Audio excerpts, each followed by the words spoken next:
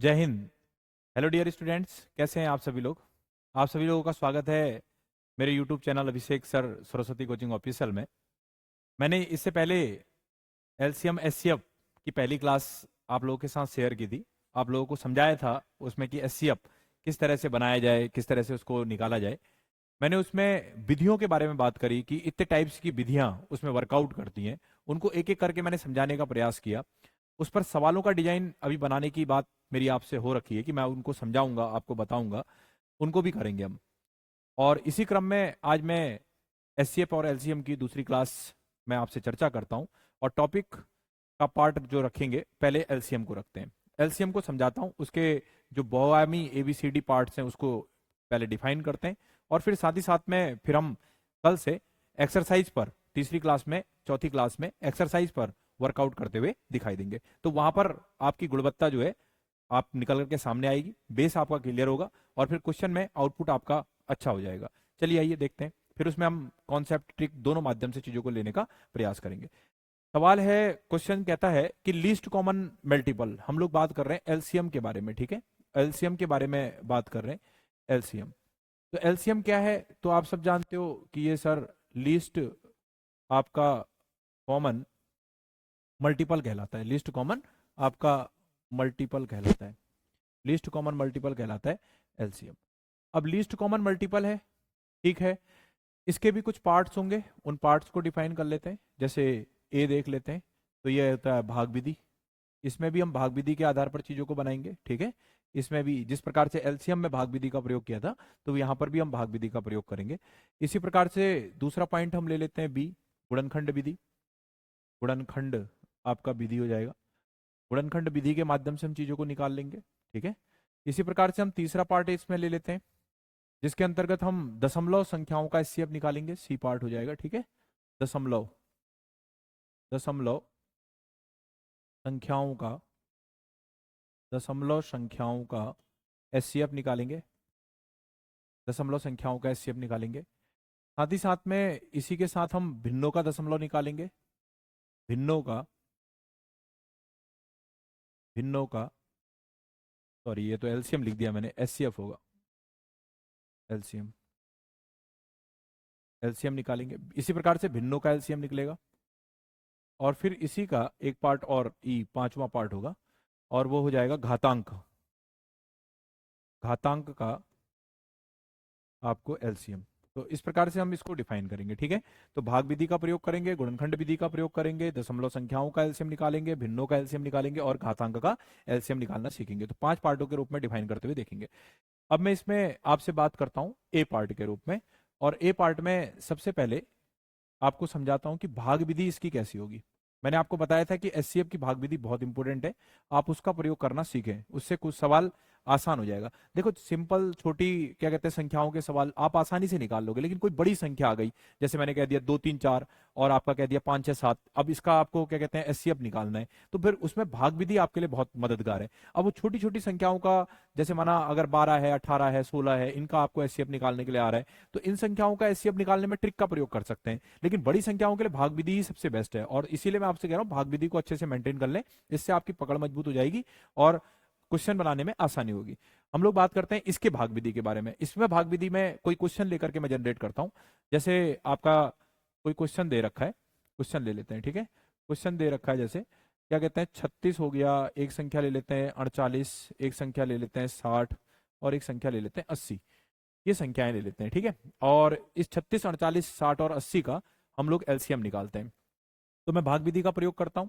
सबसे छोटी संख्या से पहले मैं भाग करूंगा, 2 से करूंगा, तो 2 एकम 2, 2 अट्ठे 16, 2 दूनी 4, 4 दूनी 8, 2 तिया 6, 0, 2 चक्को 8। फिर 2 से काटूंगा तो ये आपका 9 बार जाएगा, ये आपका 12 बार जाएगा, ये आपका 15 बार जाएगा, ये आपका 20 बार। फिर 2 से करूंगा 9, फिर से 6, फिर से 15 और फिर से 10। फिर 2 से करूंगा 9, फिर उसके बाद 3, इसके बाद 15 और उसके बाद 5। अब देखिए 2 से नहीं जा रहा है, तो फिर हम 3 से शुरुआत करते हैं। तो 3 से दे देंगे, 3 हो जाएगा, 3 तिया 9, 3 एकम 3, 3 पंचे 15, 5 का 1। फिर से 3 से दे देते हैं, 1 1 5 और 5, सीधी सी बात है, फिर 5 आ जाएगा, 1 1 1 और 1। अब इसका एलसीएम क्या बनेगा, ठीक है, इसका एलसीएम क्या बनेगा, एलसीएम देखते हैं। तो एलसीएम बनेगा इसका दो गुणा दो गुणा दो गुणा दो गुणा आपका कितने बार है, 1 2 3 और 4, 1 2 3 और 4, फिर 3 गुणा आपका 5, ये हो गया। तो 2 गुणा 2 गुणा 2 गुणा 2, 3 गुणा 3 गुणा 5, ये दे रखा है। अब इसका गुणा कर दे, 2 दूनी 4 दूनी 8 दूनी 16, ये 16 हो गया, 3 3 9 हो गया, और आपका 9 हो गया, और ये 5 हो गया। तो 16 गुणे 9 पंचे 45, ठीक है, 16 पंचे 80, 0 8, 16 चौक, ठीक है, 64, 64 और 8, आपका कितना हो गया, 72, 720, कितना आ जाएगा, 720। तो इसका एलसीएम आ जाएगा आपका 720 आ जाएगा, ठीक है। तो इस तरह से मैनेज कर लेंगे, ठीक है। नेक्स्ट करते हैं, नेक्स्ट क्वेश्चन, ठीक है। तो इसको समझ में आया होगा किस तरह से भाग विधि का हम प्रयोग करते हैं और इसको निकालते हैं, ठीक है। बड़ी सिंपल है, इसमें मेंटेन किया, गुणा किया, सारी संख्याओं को ले लिया, छोटी संख्याओं से दिया। ज्यादातर विद्यार्थी जो है इसी का प्रयोग करके भाग विधि से बड़ी संख्याओं को भी इसी से मैनेज कर लेते हैं और निकाल लेते हैं, ठीक है। तो इसका आंसर आ जाएगा 720। फिर इसके बाद मैं बी पार्ट लेकर के चलता हूं। बी पार्ट हो जाएगा आपका गुणनखंड विधि। गुणनखंड विधि, गुणनखंड विधि से हमें आपका क्वेश्चन निकालना है। अब गुणनखंड विधि का प्रयोग कैसे करेंगे, इसके लिए भी मैं एज इट इज संख्या ले लेता हूं, जैसे 36 हो गया, जैसे 38 हो गया, जैसे 60 हो गया, जैसे 80 हो गया, यही संख्याएं ले लेता हूं और गुणनखंड विधि का प्रयोग करना है। तो सबसे पहले मैं 36 के फैक्टर निकालता हूं। 36 के क्या हो जाएंगे, देखो, दो, दो से करेंगे 1 और 2 8 16, 2 से करेंगे 2 9 18, 3 से करेंगे 3 3 9, 3 से करेंगे 1, ये आ गया। इसी प्रकार से 48 का देखते हैं। 48 का आ जाएगा 2 24, 2 12, 2 6, 2 3 3 1। जल्दीबाजी बिल्कुल नहीं, जो छोटी संख्या उसी से शुरुआत करके करेंगे। 60 से करेंगे गुणनखंड विधि, 2 30, 2 15, ठीक है, 2 का 15 आ जाएगा, ठीक है। इसके बाद 3, 3 का 5, फिर 5 का 1 आ जाएगा, ऐसे बनेगा। फिर इसके बाद 80 ले लेंगे, 80 का करेंगे तो 2 का 40, ठीक है, 2 का 20, 2 का 10, 2 का 5, 5 का 1। अब आपने कहा कि सर इसमें क्या क्या बन गया, तो 36 करता हूं। 36 में क्या बना देखो अब, तो मैं इसको कह सकता हूं 1 2, 2 की पावर 2, 2 की पावर 2 इंटू आपका 3 की पावर 2, इसको हमने साइड लिख लिया, ठीक है। 2 की पावर 2 और 3 की पावर 2, 2 की पावर 4, इसके बाद 48, 48 का क्या होगा, 2 की पावर 4, 2 की पावर 4 इंटू कितना हो जाएगा 3। इसी प्रकार से 60 का क्या होगा, तो 60 का हो जाएगा 2 की पावर 2 इंटू 3 इंटू 5। इसी प्रकार से 80 का क्या होगा, तो 80 का हो जाएगा आपका 2 की पावर 1 2 3 4, 4 गुणे आपका 5, ये हो गया। अब आपने कहा कि सर इसका एलसीएम निकालना है, तो इसका एलसीएम कैसे निकलेगा, तो आपने कहा एलसीएम। अब एलसीएम क्या बोलता है उसे समझो। एलसीएम बोलता है सबसे बड़ी घात लूंगा, चाहे किसी में हो चाहे ना हो। एलसीएम क्या कहता है, वो सबसे बड़ी घात लूंगा चाहे किसी में हो चाहे ना हो। अब 2 की पावर देखो, सबसे बड़ी घात क्या है, 2 की पावर 4, तो ये 2 की पावर 4 को ले लेगा, सबसे बड़ी घात हो लेगा, चाहे किसी में हो चाहे ना हो। इस लाइन को नोट कर लेंगे ना, ठीक है। तो इससे फायदा मिलेगा आपको और आसानी हो जाएगी। सभी को लूंगा और सबसे बड़ी घात लूंगा, चाहे किसी में हो चाहे ना हो, तो 2 की पावर 4 ले लेगा। इसके बाद क्या लेगा, 3 की पावर में क्या लेगा, 3 की सबसे बड़ी घात लेगा, तो 3 की पावर 2 ले लेगा। और इसी प्रकार से फिर चाहे किसी में हो चाहे ना हो, उससे कोई मतलब नहीं है। फिर 5 है, तो 5 की पावर खाली 1 दिखाई दे रही है, किसी में हो चाहे ना हो कोई मतलब नहीं 5। लेकिन वहीं आप लोगों ने जब मेरे से एचसीएफ पढ़ा, तो एचसीएफ कहता है कि मैं उसी को लूंगा जो सब में होगा, जो किस में होगा, सब में होगा, जो सब में होगा उसी को पुट कर रहा है। एलसीएम सभी को ले लेता है और बड़ी से बड़ी घात को लेता है।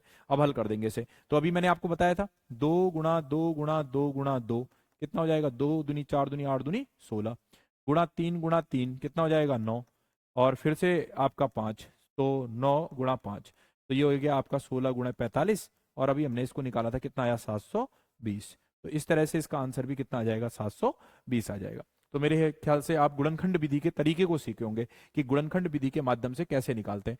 अब इसी के माध्यम से कभी कभी क्या होता है, एक सीरीज बन के आ जाती है। अभी हम क्वेश्चन बनाएंगे तब आपको समझाएंगे कि सीरीज आ जाएगी और सीरीज में से पूछेगा कि आप एलसीएम बताओ, तो वहां पर वो गुणनखंड विधि का ही पार्ट है। इसीलिए टाइप्स के प्रकार आपको सारे आने चाहिए और उनका तरीका भी आपको आना चाहिए, तभी जाकर के आप एक्सरसाइज को मेंटेन कर पाएंगे। आइए अगला टाइप देखते हैं हम लोग, ठीक है। तो अभी मैंने आप लोगों को इससे पहले गुणनखंड विधि पढ़ाई, बी वाला टाइप। अब अगला टाइप पढ़ाता हूं, ठीक है। दशमलव संख्याओं का एचसीएफ निकालना। सी पार्ट है आपका दशमलव संख्याओं का दशमलव दशमलव संख्याओं का दशमलव संख्याओं का एलसीएम, दशमलव संख्याओं का एलसीएम निकालना है सी पार्ट में, ठीक है। तो दशमलव संख्याओं का एलसीएम कैसे निकालेंगे? अब कोई संख्या ले लेते हैं, ठीक है, संख्या लेकर के उसको डिजाइन करते हैं। तो जैसे मैंने संख्या कहा, आपका 0.15 हो गया, 0.025 हो गया, और आपका 0.36 हो गया, ये संख्याएं हो गई।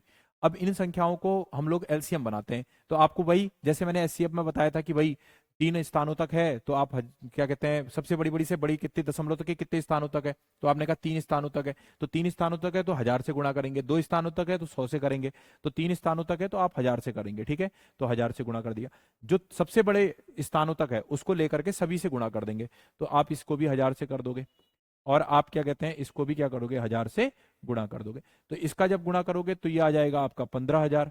15000 आने के बाद 15000 आने के बाद 2 स्थान के बाद दशमलव लग जाएगा 150। ये आ जाएगा 25000। 25000 जैसे आएगा 3 स्थानों पे लग जाएगा। ये आएगा 36000। 36000 आने के बाद ये 1 स्थान पे लग जाएगा, 2 स्थानों पे लग जाएगा, ठीक है। 36000 आ जाएगा, 36000 और 2 स्थानों पे लग जाएगा। अब आपके पास संख्या क्या बन गई? तो संख्या बन गई आपके पास 150, संख्या बन गई आपके पास 25, और संख्या बन गई 360। अब इसका आपको क्या निकालना है, एलसीएम। तो एलसीएम निकालने का वही तरीका, छोटी संख्या को पकड़ लीजिए, 2 से पकड़िए, 75 दूनी 150, ये हो गया 25, ये हो गया 18, एक 360। फिर 2 से पकड़िए 75, आपका 25 और ये 90। फिर आप 2 से पकड़िए, आपने कहा 75, 25 और आपका 45।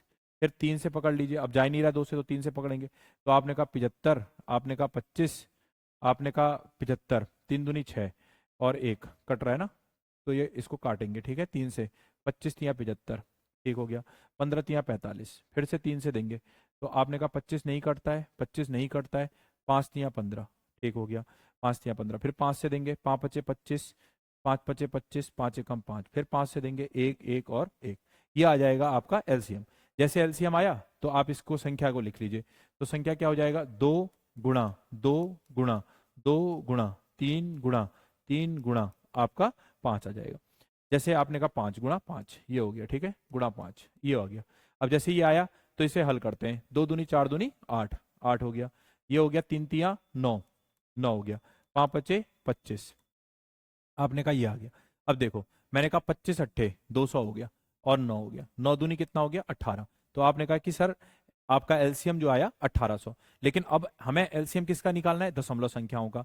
तो हम क्या करेंगे, इसलिए दशमलव एलसीएम या अभीष्ट एलसीएम कह सकते हैं, या दशमलव दशमलव में आपका एलसीएम कैसे निकलेगा, दशमलव में एलसीएम जो आया उसको ले लो 1800, आपने जितने से गुणा किया उतने से भाग कर दो 1000, तो आपका आंसर आ जाएगा 1.8 आ जाएगा, ठीक है, 1.8, यही इसका क्या हो जाएगा, आंसर हो जाएगा।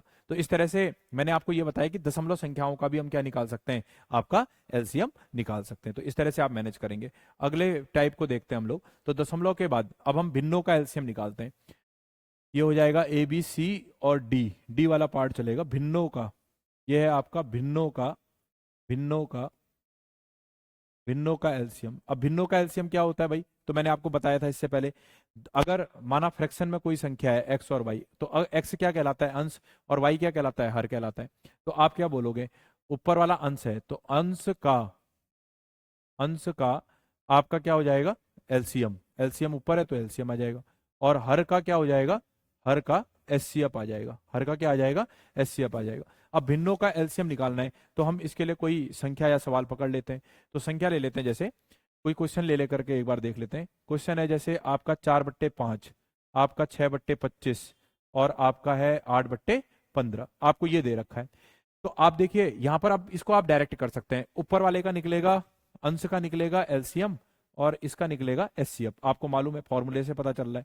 तो कैसे निकलेगा, डायरेक्ट कैसे निकालेंगे इसका। अब बात ध्यान दीजिए, 4 6 8 है, 4 6 8 है, तो एलसीएम निकालेंगे। तो एलसीएम क्या होगा, न्यूनतम संख्या मैंने आपको बताई थी, जो न्यूनतम संख्या उनसे पूर्णतः डिवाइड हो जाए। तो न्यूनतम संख्या क्या बनेगी, अब आप इसमें से 4 है, 6 है और 8 है, तो 8 को लेकर के देखो, 8 16, 8 से 6 नहीं कटता है, 6 से 8 नहीं कटता है, 16 से 4 6 8 नहीं कटता है, और 24 4 से भी कटता है, 6 से भी कटता है और 8 से भी कटता है। तो वो न्यूनतम संख्या हो जाएगी आपका 24। डायरेक्ट ऐसे निकाल लेंगे आप, ठीक है, हल करने की जरूरत ही नहीं है, डायरेक्ट निकाल दो। मैंने कहा आप बड़ी संख्या को ले लो और उसमें न्यूनतम खींचते हुए चले जाओ। 8 से है तो नहीं कट रहा है, सबसे सबसे कटना चाहिए, वो संख्या जो सबसे कट जाएगी वही आंसर होगा। 16 है, आपने कहा नहीं कट रहा है। आपने कहा 24 है, 4 से भी कटेगा, 6 से भी कटेगा, 8 से भी कटेगा, इसीलिए वो न्यूनतम संख्या है और ये इसका क्या हो जाएगा, एलसीएम आ जाएगा। तो एलसीएम आ जाएगा 24। अब इसमें क्या होगा, तो आपने कहा 5 है, 25 है और 15 है, तो इसमें आप छोटी संख्या को देखो, 5 को देखो। अब 5 है, 5 से 15 भी कट रहा है, 5 से 25 भी कट रहा है, 5 से 5 भी कट रहा है, तो वो आपका जो संख्या है वो अधिक, वो संख्या जो है उन संख्याओं को पूर्णतः विभाजित करती है। तो सीधी सी बात है, वो पन संख्या जो है इनको पूर्णतः विभाजित कर रही है। तो इसका आंसर आ जाएगा आपका 24/5, यही इसका क्या हो जाएगा, आंसर हो जाएगा। ठीक है, तो मैंने डायरेक्ट जो परिभाषा सिखाई थी आपको स्टार्टिंग में, वही परिभाषा यूज कर ली कि इस परिभाषा के अनुसार ये निकाल दिया। ठीक है, तो मैंने कहा 8 है, 8 दूनी 16, 8 तियां 24, तो 24 है, तो 4 6 8 तीनों से कट रहा है, इसीलिए 24 इसका एलसीएम हो जाएगा। न्यूनतम संख्या अधिकतम देखना है तो 5, 25 और 15, तो वो 5 अधिकतम संख्या है, इससे ऊपर कोई संख्या नहीं होगी। इससे ऊपर अगर चले भी गए, माना 6 7 8, तो ये इससे बड़ी हो जाएगी, कटेगी नहीं, तो अपने आप ही आंसर क्या आ गया, 5। तो इस तरह से हम इसमें चाल तेजी से चीजों को निकाल सकते हैं। तो ये भिन्नों का ये क्या हो गया, एलसीएम, तो इसको मेंटेन करेंगे। नेक्स्ट देखते हैं ई वाला पार्ट। ई बहुत इंपॉर्टेंट है, घातांक का आपका एलसीएम। अब घातांक का एलसीएम क्या होता है उसे देख लो। घातांक का एलसीएम क्या है, जैसे मैंने आपसे कहा ए ऑप्शन, जैसे मैंने कहा 7 की पावर आपको दे रखा है, 7 की पावर 2, 7 की पावर 3, 7 की पावर 4, 7 की पावर 5, 7 की पावर 8 दे रखा है, या 7 की पावर आपका 12 दे रखा है, कुछ भी दे रखा है, ठीक है, ऐसे दे रखा है, और आपसे पूछ रखा है कि इसका क्या निकालिए, एलसीएम निकालिए। तो आप एलसीएम किससे कैसे निकालेंगे, तो इसमें आप अधिकतम संख्या को देखेंगे। किसको देखेंगे, अधिकतम, न्यूनतम नहीं, अधिकतम को देखेंगे यहाँ पर। तो अधिकतम संख्या जो होगी वही उसका आंसर बन जाएगा। एचसीएफ में क्या देखा था, न्यूनतम, तो एलसीएम में क्या देखेंगे, अधिकतम, तो अधिकतम क्या आ जाएगी, 7 की पावर 12, तो यही क्या हो जाएगा आंसर। एक और देखते हैं, जैसे मैंने कहा एक क्वेश्चन और देख लेते हैं, जैसे मैंने कहा 3 की पावर 2, आपका मैंने कहा 3 की पावर 4 ले लेते हैं, 3 की पावर 7 ले लेते हैं, 3 की पावर 9 ले लेते हैं, एलसीएम क्या होगा, तो अधिकतम, तो 3 की पावर 9 हो जाएगा। बहुत सिंपल, ठीक है, ऐसे बनेगा ये सवाल। जैसे मैंने आपसे कहा एक सवाल और ले लेते हैं, जैसे मैंने कहा आपका 6 की पावर माइनस का 3, 6 की पावर माइनस का 2, 6 की पावर माइनस का 8, 6 की पावर माइनस का आपका 9, चलो 10 ले लेते हैं। अब आप मुझे बताइए कि इसका क्या कहते हैं, आंसर क्या बनेगा, तो इसका आंसर क्या बनेगा, अधिकतम बनेगा। अधिकतम में क्या आएगा, तो 6 की पावर माइनस 2 अधिकतम होती है, 6 की पावर माइनस 10 अधिकतम होती है, तो इसका आंसर आएगा 6 की पावर माइनस का 2, ये अधिकतम होगा। ये क्या होगा, अधिकतम। 6 की पावर माइनस 2 अधिकतम है, 6 की पावर माइनस 2 न्यूनतम है। तो वहां अगर इसका वो निकालना होता तो क्या निकालता, 6 की पावर माइनस 10, एचसीएफ निकालना होता, तो इसका आंसर ये आ जाएगा। अगर इसी का एचसीएफ निकालना होता तो क्या आता, 3 की पावर 2 आता, इसका निकालना होता तो क्या आता, 7 की पावर 2 आता। इसी प्रकार से एक और देख लेते हैं इसमें, अगर कोई संख्या ऐसी हो जिसका आधार समान ना हो, जैसे मैंने कह दिया 2 की पावर 4 दे रखा है तथा 3 की पावर 2 दे रखा है, इसका क्या होगा। अब 2 की पावर 4 और 3 की पावर 2 दे रखा है, इसका एचसीएफ एलसीएम क्या होगा, तो इसका जो इसका एलसीएम है वो एक नहीं होगा, इसका एलसीएम एक नहीं होगा। अगर यही एचसीएफ पूछता तो एक हो जाता, लेकिन यहाँ पर एलसीएम जो है एक नहीं होगा, तो क्या निकलेगा, तो फिर से वही 2 गुणा 2 गुणा 2 गुणा 2, फिर सबको लेता है ना, मैंने कहा 3 गुणा 3, तो आपने कह दिया 2 दूनी 4, 2 दूनी 4 दूनी 8 दूनी 16 और 3 तिया 9 हो गया, ठीक है, 16 गुणा 9, 16 नंबर 144, तो 144 क्या हो जाएगा, इसका आंसर हो जाएगा। तो इस तरह से मैंने आपको बताया कि घातांक का क्या निकालते हैं, एलसीएम निकालते हैं। तो घातांक का एलसीएम निकालने के लिए हम इस ट्रिक का प्रयोग करेंगे। आगे देखते हैं, ठीक है, नेक्स्ट टाइप, इसमें नेक्स्ट देखते हैं। हम लोग बात करते हैं कि अगर मैं एक चीज और समझाता हूं, अभी मैंने आपको कुछ चीजें समझाई, पहले उसको चेक कर लेते हैं, ठीक है। चीजें क्या बताई, सबसे पहले पार्ट मैंने बताया एलसीएम क्या होता है, एलसीएम के तरीके क्या होते हैं, ठीक है, 5 पार्टों के रूप में हमने इसको डिफाइन किया। फिर इसके बाद मैंने आपको दूसरा क्या समझाया कि भाई आपका भाग विधि से कैसे हम एलसीएम को निकालें, तो उसको मैंने आपको समझा दिया, ठीक है, तरीकों को ध्यान में रखेंगे। तीसरा मैंने बताया गुणनखंड विधि, गुणनखंड विधि, ये तरीके आने चाहिए आपको, ये बहुत इंपॉर्टेंट है ये वाला पार्ट, गुणनखंड विधि वाला। अभी इसमें सवाल बताएंगे हम कैसे बनेगा, तो गुणनखंड विधि से आ गया। इसके बाद आपका आ गया दशमलव संख्याओं का एलसीएम निकालना, इसको समझा दिया। फिर इसके बाद मैंने आपको बता दिया भिन्नों का, फिर इसके बाद मैंने आपको बता दिया घातांक का एलसीएम निकालना। अब मैं एक चीज और आपको समझा रहा हूं, उसको ध्यान देंगे। अगर मैं आपसे कहूं कि हाँ, जैसे मैं एक आपको रूल सिखा रहा हूँ, क्या सिखा रहा हूँ, रूल सिखा रहा हूँ। रूल क्या कहता है, माना अगर दो संख्याएं हैं, दो संख्याएं हैं, दो संख्या, अगर माना दो संख्याएं दे रखी हैं, एक संख्या है x और दूसरी है y, ठीक है, और इन दो संख्याओं में इनका जो एलसीएम दे रखा है, मैं उसको मान लेता हूं कोई भी संख्या m मान लेता हूं, चलो m मान लिया, ठीक है। और उसका जो एचसीएफ दे रखा है, जो उसका एचसीएफ दे रखा है वो n दे रखा है। क्या दे रखा है? n दे रखा है। तो अब इसके लिए हम लोग एक फॉर्मूला बना लेते हैं, ठीक है। इस फॉर्मूले के आधार पर हम आपका क्वेश्चन बनाएंगे। तो जैसे क्या बन जाएगा कुछ फॉर्मूला, पहली संख्या, क्या बन जाएगा? पहली संख्या गुणे दूसरी संख्या बराबर एलसीएम इंटू एचसीएफ। एक तो ये हो गया। दूसरा आप इस तरह से भी याद कर सकते हैं, x इंटू वाई बराबर आपका x इंटू वाई बराबर आपका m इंटू एन। ये हो गया। तो इस आधार पर भी हम आपका क्वेश्चन निकाल सकते हैं। समझ में आया? तो इस तरह से भी निकाल सकते हैं। क्या करेगा क्वेश्चन में, कभी m x y दिया होगा, n नहीं दिया होगा तो n निकालने के लिए पूछेगा, कभी mn दिया होगा तो x y निकालने के लिए पूछ सकता है संख्याओं के रूप में। तो इस तरह से आपको क्वेश्चन निकालना पड़ेगा। तो ये भी एक फॉर्मूला है, इसको भी आप नोट कर लेंगे, ठीक है। अब जैसे इस पर एक क्वेश्चन बना लेते हैं तो आपका और दिमाग मजबूत हो जाएगा। जैसे क्वेश्चन दे रखा है, अगर मैंने कहा कि दो संख्याएं x बराबर दे रखा है आपका 36 और y बराबर दे रखा है आपका 54, और एचसीएफ दे रखा है इसका माना, क्या कहते हैं, 36 और 54, 9 दे रखा है। कितना दे रखा है? 9। और आपसे पूछता है इसका एलसीएम क्या होगा, तो आप कैसे निकालेंगे? तो फॉर्मूले की मदद से निकाल लेंगे। तो मैंने कहा ये 36 दे रखा है, ये आपका 54 दे रखा है, बराबर आपका 9 दे रखा है, एलसीएम पूछा है। तो मैं यहीं पर हल कर देता हूं। 9 चौक 36, 4 चक्को 16, हासिल 1, 5 चक्को 20 और 1 21। तो आपका आंसर आ जाएगा एलसीएम आ जाएगा 216। ये बन जाएगा एलसीएम, क्या आ जाएगा? 216। तो इस तरह से ये सवाल आपका वर्कआउट करेगा, ठीक है। चलिए, ये भी मैंने आपको समझाया। अब इसको एक बार मैंने आपको समझाया, आप इसे घर से मैनेज कर लेना, ठीक है। इसको आप घर से पढ़ लेना। तो मैं इसको थोड़ा सा छोटा कर देता हूँ और आपको इसको उतार लेना है। एक क्वेश्चन होमवर्क लिखिए आप लोग, ठीक है। एक क्वेश्चन होमवर्क करिए और उसे कल आप सॉल्व करना। मैं अगली क्लास में जो आपका एलसीएम एचसीएफ की एक्सरसाइज क्लास होगी उसमें आपको उसका आंसर बताऊंगा। क्वेश्चन लिखो, क्वेश्चन लिखिए। जैसे क्वेश्चन दे रखा है होमवर्क, ठीक है, होमवर्क के रूप में हो गया, घर से करिएगा इसे। नोट्स बराबर अच्छे से मेंटेन करके बना लीजिए, ठीक है। ये फंडामेंटल है, हर जगह यूज होगा, ठीक है। तो नोट्स अच्छे से मेंटेन करना। क्वेश्चन लिखेंगे, दो संख्याओं का दो संख्याओं का दो संख्याओं का गुणनफल गुणनफल दो संख्याओं का गुणनफल 20,000 है। 20,000 है। दो संख्याओं का गुणनफल 20,000 है। एलसीएम आपको दे रखा है 800 है। तो आपको एचसीएफ निकालना है। क्या निकालना है? एचसीएफ। ये है आपका होमवर्क।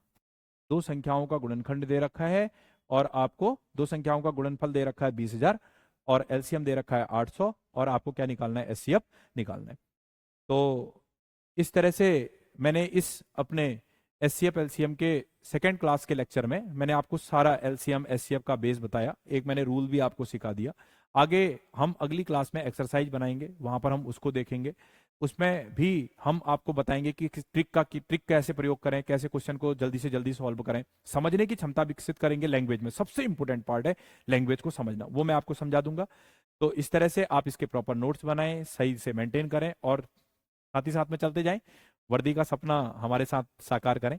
तो अगर आपको ये व्यवस्थाएं और ये चीजें अच्छी लग रही हैं तो ज्यादा से ज्यादा मात्रा में आप हमसे जुड़िए और हमारे वीडियो को शेयर कीजिए, लाइक कीजिए, सब्सक्राइब कीजिए, अपने साथी और सहपाठियों से बताइए। तो आपके उज्जवल भविष्य की शुभकामनाओं के साथ जय हिंद, जय भारत, जय उत्तराखंड।